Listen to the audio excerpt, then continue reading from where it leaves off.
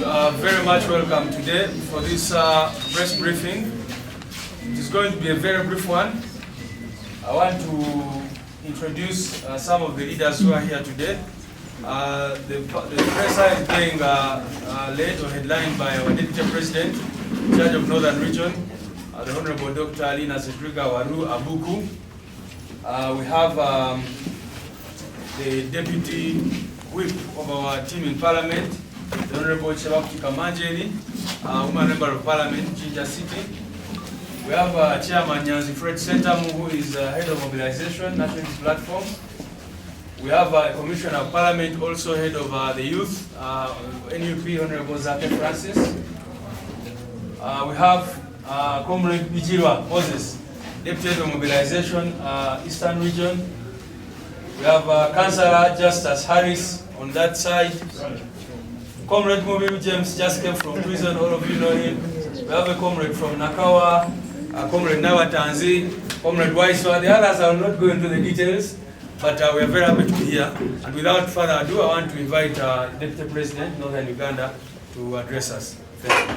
Thank you so much, SG. All the protocol observed, and also with apologies from our President, who is also the elected President, de facto and de jure of the Republic of Uganda, who would have loved to be here, but painfully he had to disqualify himself, and he's following us.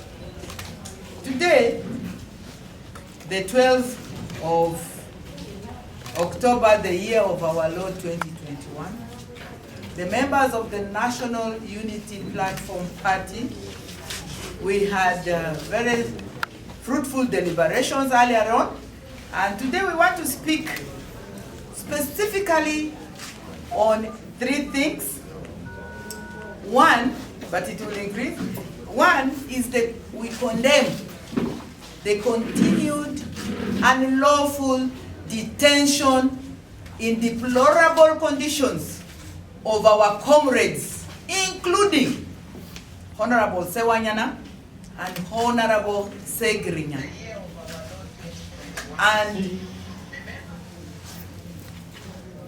And we continue to condemn it. We continue to be in solidarity with the family members and also with those in places of incarceration. The conditions in Chitalia, the conditions in Chigo, all over Uganda, still very, very deplorable. And the continued abuse of human rights, lockdown of civil and civic space. We are not supposed to speak, and yet the Constitution grants us the right to information and the right to speak. We condone with the civil societies that were locked illegally. We also associate with a number of you, the pressmen, who have continued to suffer the brunt of these state excesses. But we congratulate you for remaining resilient to be our voices. We don't take your presence here for granted. To Honorable Ssewanyana and Honorable Ssegirinya, remain very, very resilient, because we are here doing all what it takes to amplify the unlawful arrest, to amplify and showcase yet again to the world how inhuman, degrading, cruel the institutions of government that are charged with protecting human rights and defending human rights are treating you, honorably elected members of Parliament. Yes, we also would like to share with all of you that as the Secretariat and the different sub-regions, I bring you apologies from my colleague, Honorable Jole, who could not be here physically. We're in solidarity. Mobilization is going on. Mobilization is going on in terms of rubber-dubber. Our communication and linkages has also been strengthened. So I want to congratulate the Secretary General and the team for supporting us to continue to mobilize in practice. And yes, we also would like to highlight the status of the COVID lockdown which was exclusively done without consulting key stakeholders, without involving the technical people. The effect of the lockdown, among others, generations lost in terms of education. Generations totally lost and erased. Children bearing children. 12-year-old girls, because of the, the status, the desperation.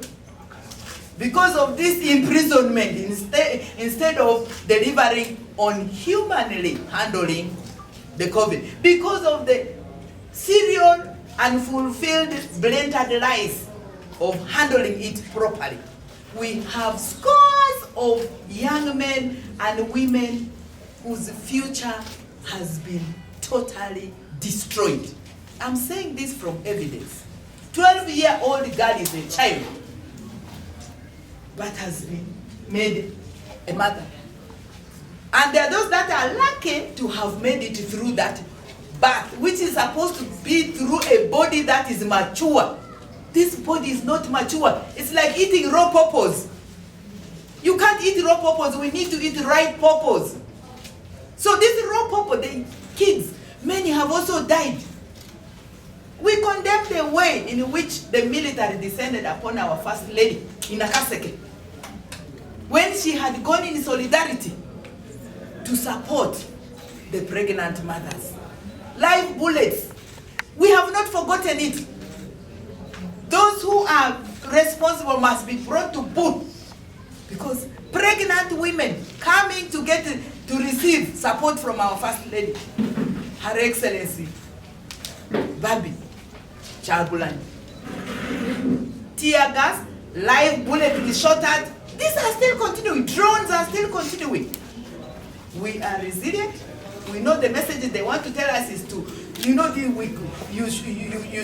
we should be afraid. They want to put us back in the closets. We have refused. We came out long time ago. We will remain very resilient, and we will remain condemning this. We will remain also defying it, because our stolen victory must be reclaimed without fear or favor. Oritia! Oritia! Then I also want to speak the lack of exercise of separation of powers. It has continued in every aspect. The legislator, the executive, the judiciary. You have also seen how he has descended on the judiciary. I am a judicial officer on sabbatical leave by choice. When we take the oath, we swear to uphold the Constitution and to exercise, to make sure that human rights are delivered without fear or favor. But now here you are, one person, the junta comes and starts on the swearing in of judicial officers, of judges. You are not supposed to release murderers. I mean, in an advanced democracy, he should have resigned. That was, he should have resigned. So we need to continue to make sure we do not condone these kinds of excess of one individual, usurping all the powers, abusing other institutions. That should be collaboratively working with in terms of the three.